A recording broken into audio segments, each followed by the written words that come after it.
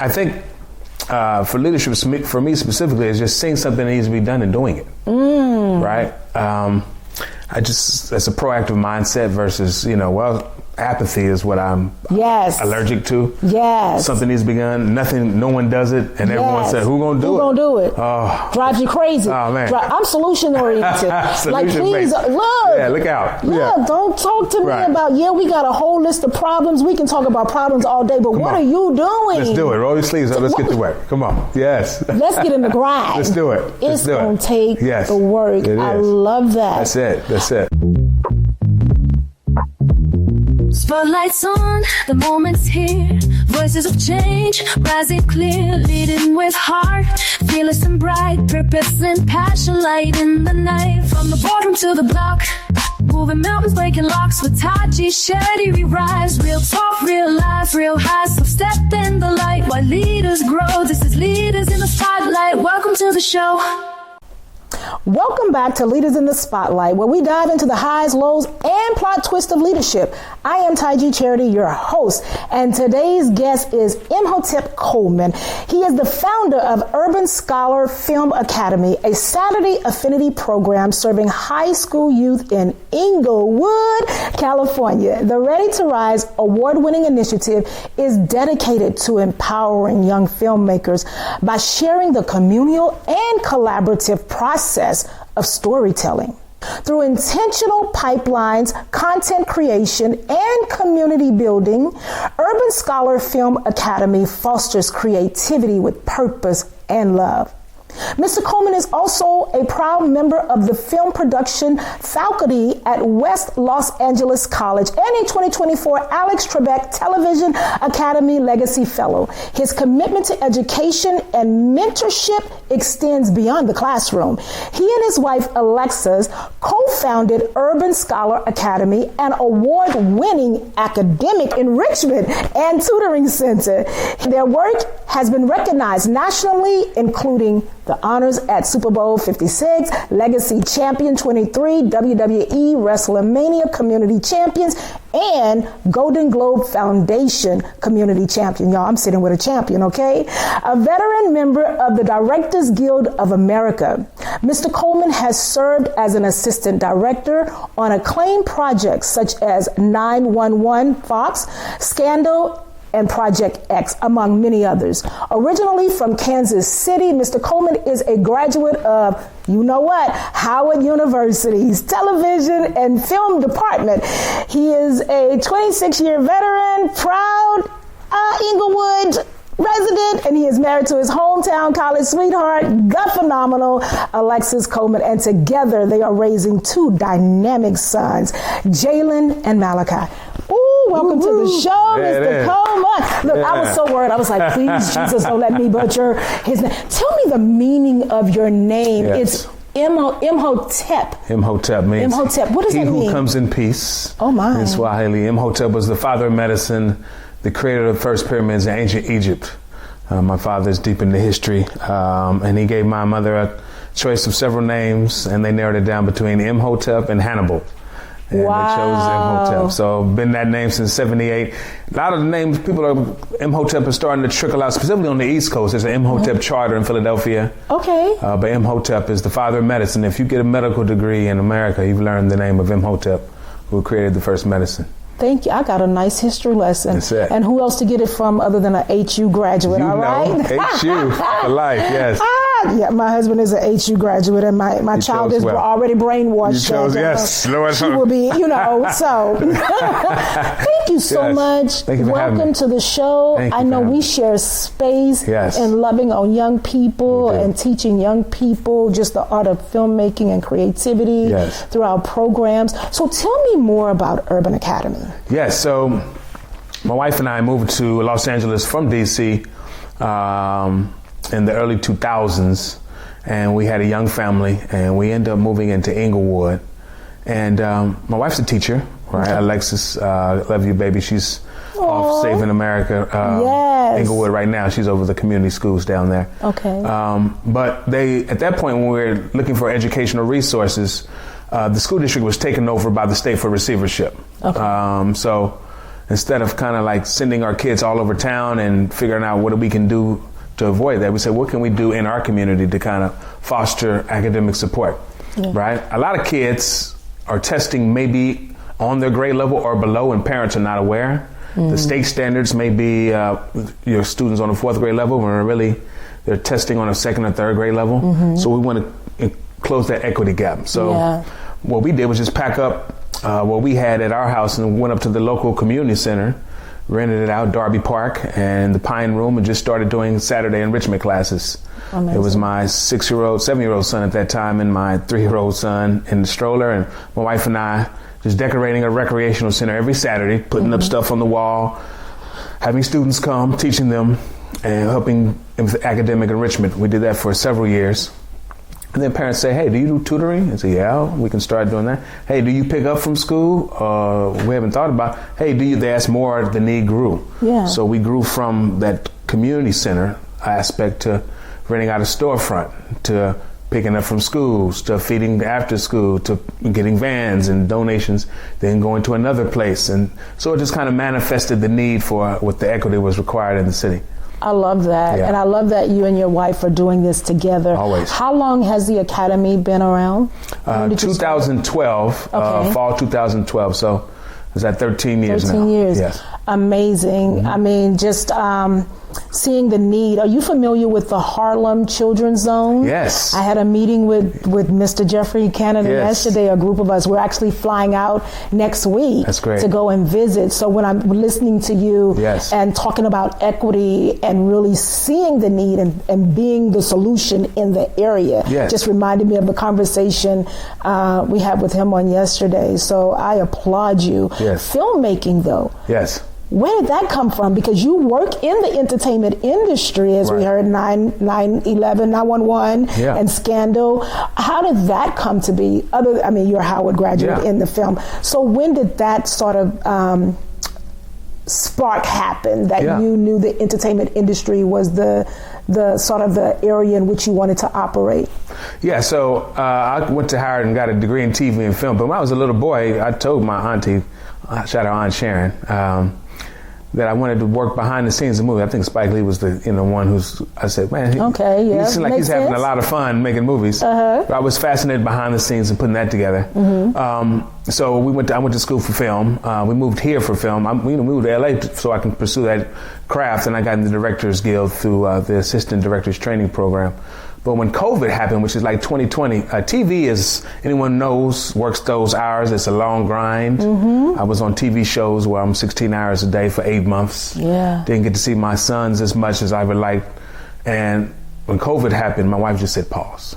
Right? You don't have to go back. I worked enough to save money for that year. If I can transfer some of the talent and skill set of filmmaking and passion into my community, what does that look like? And it had me manifest that, a lot of the skills that I have, I support a set on the other side of town and the environment just supporting a TV show, right? What about bringing those same skill sets to young people in my community, sharing those stories, giving them skills, and bringing some Hollywood crews to them? So that's how we kind of devised in 2020 during COVID. We just rolled our sleeves up and said, let's create a film program here. We'll just start small. We'll tell the stories. We'll invite some students. And we build from there. And it's grown every year. And one thing I love about it is how it grows, right? The students say, oh, wow, we're doing this a little more, as you can attest to. Absolutely. More things get added to it, which is the natural evolution of progress and innovation, is like having a good idea and people saying, oh, that's cool. Let's add more to it and more to it. So,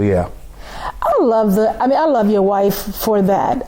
Just the forward thinking of saying, look, again, here's a need. Let's combine our skill sets and pour in to these young people who God knows need it in today's time more than ever, right? What was the building process like? When you say we rolled up our sleeves, walk me through what that looked like. What were some of the first steps that you all did together to start building? And then how did you get the resources to continue? I heard that she saved for a year so that you could really focus on building the business. But what did that look like? Give us some tangible steps. So we came with a logic model, similar, to what we did when we built our tutoring academy. So during COVID, the world shut down. Yes. But our learning center did not. We have parents who are parents of kids who are police officers who need to put their kids somewhere, nurses, EMT. So our learning center was open during COVID for students who were distant learning. And we had maybe about a dozen students between our 3 suites.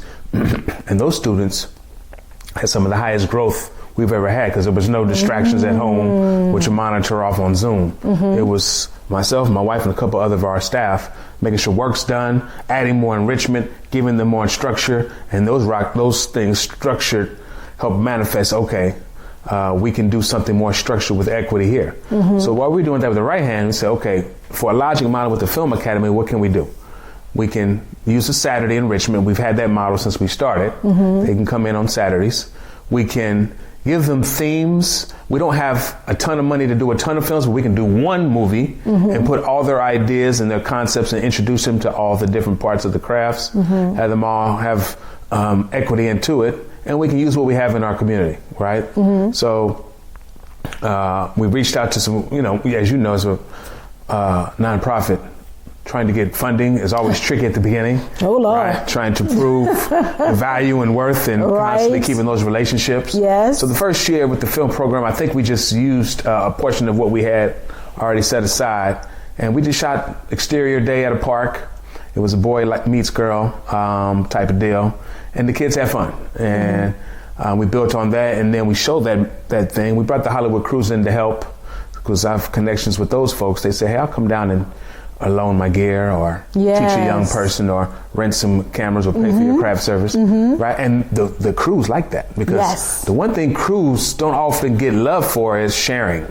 And they want to share, but they want to share in an environment that's appreciated. Yes. And that's the one thing that you can always count on with that. So that's how we kind of built that as a community equity-based model. Yeah. We're not going to work you 17 hours and burn you out. We're going to do, these are students. I never do more than 10-hour days. We're going to do smart scenes. We're going to do safe. I'm an AD, so I'm used to safety on set. Yeah. And we'll make it a fun, engaging experience. And they go home feeling that I like that. I felt good. Yeah. I mean, that's so good. And you highlighted a very, to me, important point about the industry. There are so many people who want to give back and want to pay it forward. And when you create a program like yours where they get to pay it forward, doing something they love, because when you're doing something you love, you'll do it for free, right? That's because it doesn't feel like work. That's been just part of the success of our program. When we tell people about our budget or we show our budget, the in-kind support is so enormous. They're like, wait, what? But I'm like, yeah, this is what it would cost if we had to pay this DP, if we had to pay this sound engineer. These people are donating their time, their gear, their resources to make sure these young people's stories are told and they have something professional to share with the world and present. So I love that and honoring. And thank you, all of you industry professionals. We appreciate you for giving up your time and resources to pour into these young people. How big is your team? So when it's shooting, we get up to, as you know, the crew can get up to 60. But on just, we normally in a team of about 4. Okay. Right. So myself, my wife, we have a couple other staff that come in. We have a tutoring side of it, which is bigger. Right. We tutor kids. Okay. And our learning center is in Inglewood on Manchester and Van Ness. So we have a suite where we pick kids up in homework after school model. Right. Nice. We have a tutoring suite where students are getting tutored season and year round, either in person or online. And then on the Film Academy side, we have Saturday classes starting in January, and we basically go to July. Every Saturday. And one thing we try to do, it's a homework. It's not just show up and just hang out. It's like there's assignments due. We're keeping tab of roster and attendance. And those students who score higher and do all their work and do all the things get more responsibilities when it's time to film. Those students who do just a minimal, they don't get as much. So we reserve the right to say, hey, this student did great work. They're in charge of these scenes. They're in charge of that. And so that kind of reinforces what we require. That's what Hollywood does anyway, right? Exactly. And that's good. I mean, it's a good model to show these young people we're in partnership with you. Right. you got to have some stake in your success. Yes. You got to have some ownership in your success. We're here to help make those connections. We're here to give you the skills. We're here to elevate you, but we also have to see some initiative on your part. And that can get tricky sometimes, right? Right. Because, some of these young people, especially the ones I say that have been through foster care, they've dealt with so much trauma. Right. They've dealt with so many disappointments with the adults in their lives, and they sometimes sabotage their own success because they're so used to being denied or so used to being disappointed that they don't always know how. Do you have some youth like that? And if you do, how do you navigate with them, like really pushing them and setting those expectations? Like, I'm not setting low expectations because you've gone through this. Right. How do you navigate that? Yeah, so in our program, there's two things that, at our program, we have some students that are similar, but I also teach at West LA, which is a community college that actually has a program that gets you into union pathways. Okay. So I've faced that more in the community college setting because we get the community that shows up. And what I do is have them create norms, right? And I start the first two. The first two norms I have are the hardest part is showing up. Hold on. After me. Let me drink to that. Look out. Because the hardest part is showing up. The hardest part is showing up. That's number one. So every time we start the session, I will have them create the norms, but the first two are the hardest part showing up, and number two is nothing's hard, it just takes time. Right? We think everything, I got it, this is going to be hard. No, it's just going to take 5 minutes. Yep, I'm going to get through all of this water because It's just going to take 2 minutes. They think that something takes means that it's hard. No. Right. It's just going to take time. Just takes time. Right? So once they reiterate those, and then they can add more norms, and they add those and repeat them each class. Yeah. So I say, hey, everything that's in your past, bring it with you. That will make you a better creative. Yes. Right? Don't leave anything at the door. Yes. That's why I love Hollywood, because all are welcome. All over the world. You'll be next to a German DP, a guy fresh out of prison, the Yale graduate. We're all on the set trying to figure it out. There's space for everyone. All are welcome. Leave nothing behind you and say, well, I can't tell you. No, bring it, because that's the fabric of who we are. That's our thumb and fingerprints. And that's what makes our stories authentic. So bring those, don't hide them, and you are welcome here. Yes. Right? You are welcome here. And share those things. Yes. And we'll manifest that. I'm about ready to vote for Imhotep for president, because that is so true. There is space for everyone, and bringing your unique experiences is what makes such a beautiful tapestry of art. Yes. Right? It's beautiful. No, my gosh. And that's like the pot of gumbo, I call it. You don't want yes. We just don't want the roux with nothing in there. Right? I need a little more of everything. More, please. Look. Yeah. Absolutely. Right. So let's talk about you as a leader. What type of leader are you? And first of all, when did you realize you were a leader? I was thinking I come from Kansas City, Missouri, and my church pastor, youth minister, had me do a lock-in for the city. We had a youth lock-in, teenagers. And it was, it's teenagers, so we made it work. But at the end, he came up and said, you did an excellent job. There's leadership in you, young man. I had to be 15 or 14. It was lock-in. We slept all night, played basketball, pizza, and all this stuff. It was like early the next morning, and my eyes are half open. But he firmly grabbed me on my shoulder and looked at me and said, you did a good job, man. I know there's a lot happening, but there's some leadership in you. Yes. And I never forgot that. And Kent and Sheila, if you're still around, man, thank you for that, because that was the moment that I was like, okay. And every time I saw him a few months back when I was in Kansas City, I always remember that moment and kind of plant a seed and say, okay, doing things, taking initiative is kind of built in who I was and who I am. Yeah. That is so great when people see the leadership quality in you and they just take the time to acknowledge it. Yes. And just create a new awakening for you. Like, wow. Right. Yeah. Wow, people see things in you that you don't necessarily see in yourself. Yes. Right? Yeah, that was great. It planted a great seed. And I think for leadership, for me specifically, is just seeing something that needs to be done and doing it. Right? It's a proactive mindset versus, apathy is what I'm allergic to. Yes. Something needs to be done. No one does it. And everyone says, who gonna do it? Who gonna do it? Oh. Drives you crazy. Oh, man. I'm solution oriented. Like, please, look. Yeah, look out. Look, don't talk to me about, we got a whole list of problems. We can talk about problems all day, but what are you doing? Let's do it. Roll your sleeves up. Let's get to work. Come on. Yes. Let's get in the grind. Let's do it. It's going to take the work. I love that. That's it. How would your team describe you as a leader? I give them space. So I would say I like a lot of peer review when they work with each other, right? I give them space and creative to kind of build their own work systems, right? Yeah. So I said, this is what's required. This is when it's due. I can help you along the way, but I don't like to micromanage. I like to give them space and creative and figuring things out and know where the boundaries are. But I tend to, you want to kind of give folks the creative freedom to explore and just say, hey, this is due by this. We need to turn this in and create the framework to make it happen.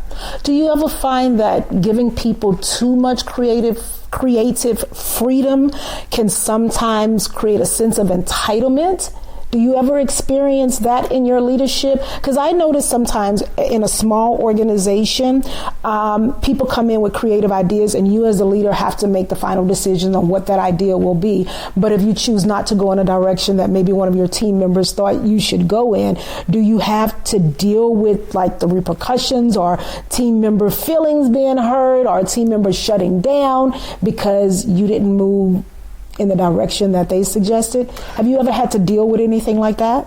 I haven't. And one of the reasons I think for us is we like when people have passion behind their ideas. Now show me who's going to partner with you to execute it. Show me what your resources are, what grant funding, what your staffing looks like, what your matrix looks like. What's all the things to integrate that, right? We have a tutoring young lady who's running our tutoring program. She started years ago in another capacity, but she's grown and got her muscles and got her degrees and got her understanding. Now she's running our tutoring program, doing a great job. And we've given her the space to say, hey, what does that look like? What does growth look like? And she's come with some innovative ideas that my wife and I hadn't even thought of because the learning she has.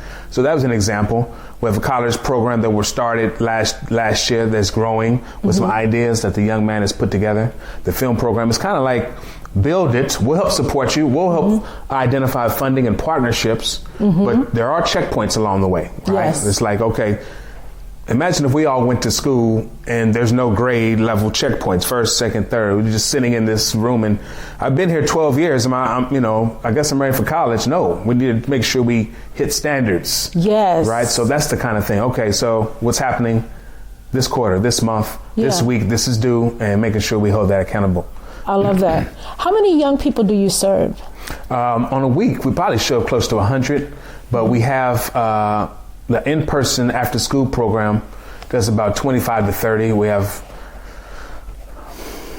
I don't know how many tutoring students now. We have a lot of different tutors. The film program serves about 25 students, give or take, and then we have high school students. So after students leave our program through high school, elementary, they come back and work as high school students. Oh, okay. Working through the county. So some of our students get their first jobs at our site doing anything from tutoring other young people in math to maintenance to volunteering their time and getting paid for it through the county. Oh, that's the best example of impact. That's it. That is pouring it right back into it and getting the check. They're getting the check. Yes. Right. But that's the thing. They have to volunteer first. Right? Because a lot of them, they talk about entitlement. A lot of students say, yeah, I just want to come down here and work. No. We have to, this crawl, walk, run, then fly. We're not going from crawl to fly. Come in here and volunteer a bit, right? Take that trash out, sweep these floors, wipe off the whiteboard, clean up the mess, accumulate these volunteer hours, see what your work ethic's like, we pull on the phone or not, and then eventually, okay, we have the funding from this county. Yes, you're available to work for these hours. Yes, I love that. That's one of the things I try to model as well. I don't ask anybody on the team to do anything that I wouldn't do. Right. I don't mind going and cleaning up the bathroom. No, absolutely I don't mind going, if I see that it needs to be done, I'm going to do it. Now, there are a whole lot of things that I just can't do. My studio manager will tell you that, all this tech stuff. I'm like, okay, y'all go ahead and handle that. Shout out to the studio manager. Shout out to the studio manager, Mr. Ed Broadus. Look out.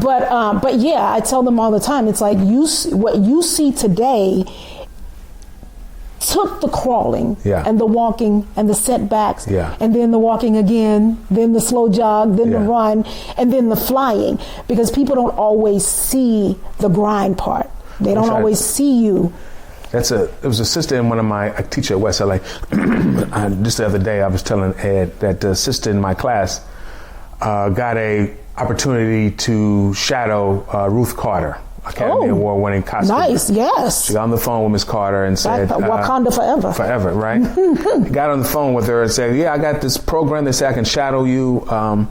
And Sister Carter said, yeah, that's great. I'm in Atlanta and I start shooting on Monday. So if you can get here, fine. If not, we'll talk when I get back to LA.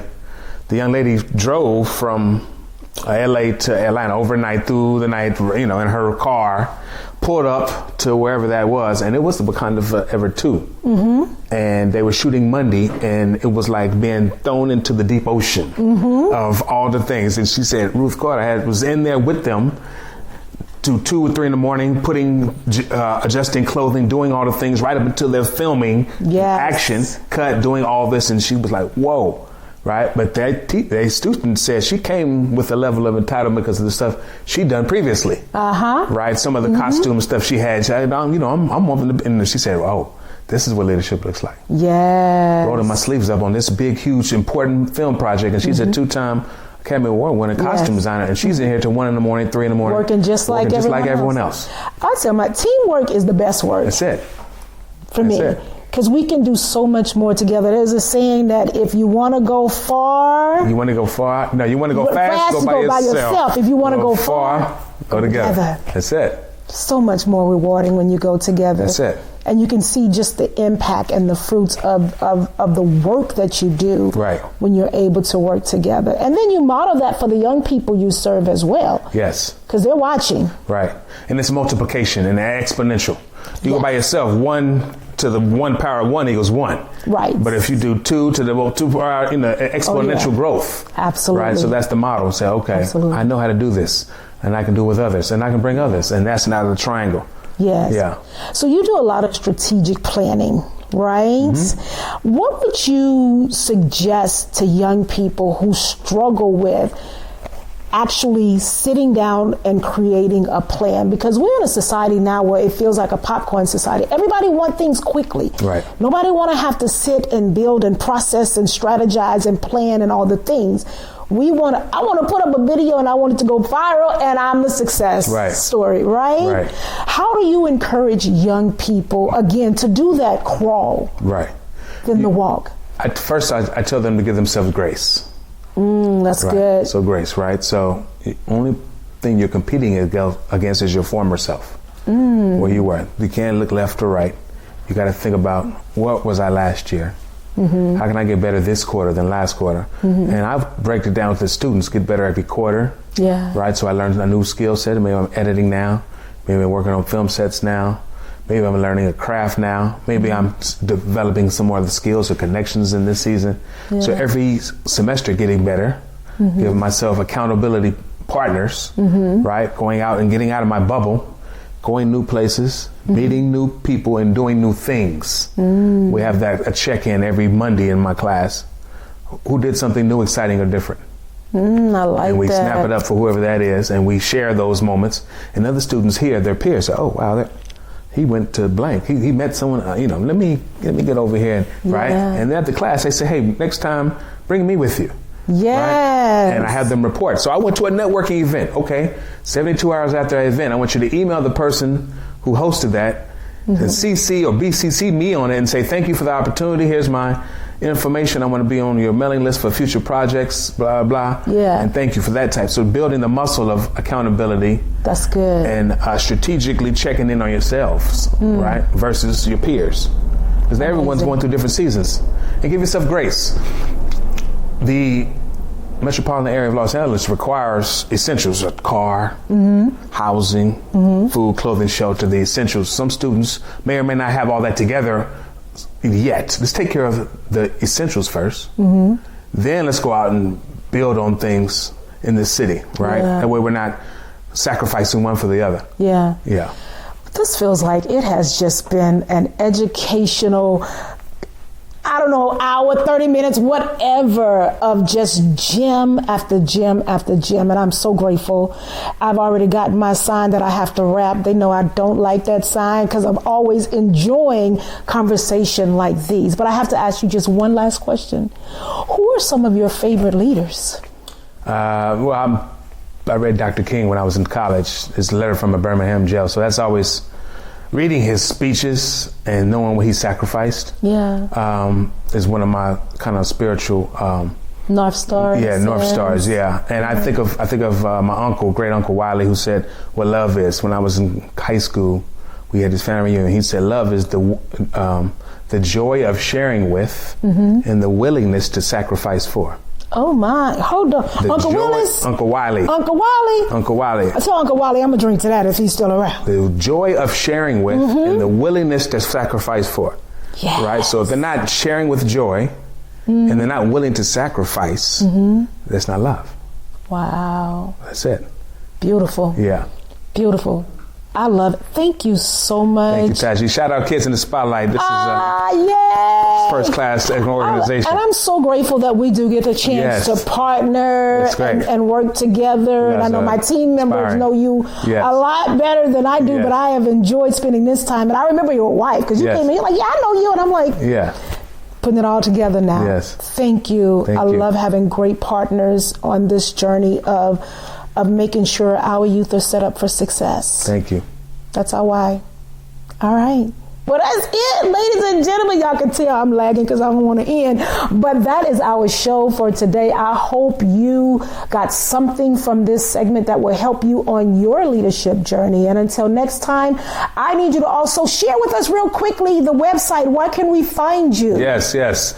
Urban Scholar Film Academy is www.urbanscholarfilmacademy.org. Also, Urban Scholar Academy on IG and Facebook.